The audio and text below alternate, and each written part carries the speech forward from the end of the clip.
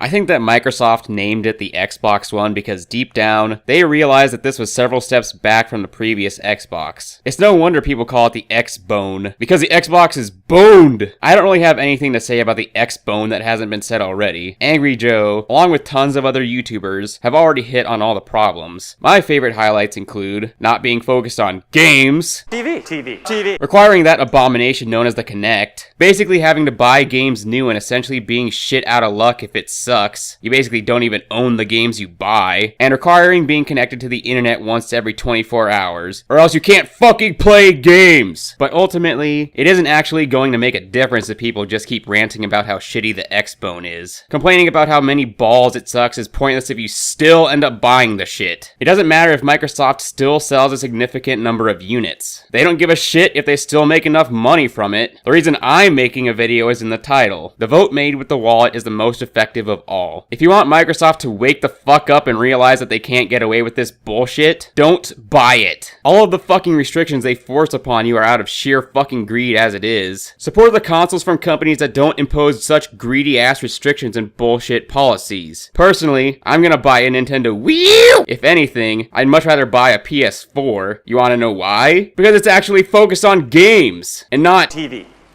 Anybody?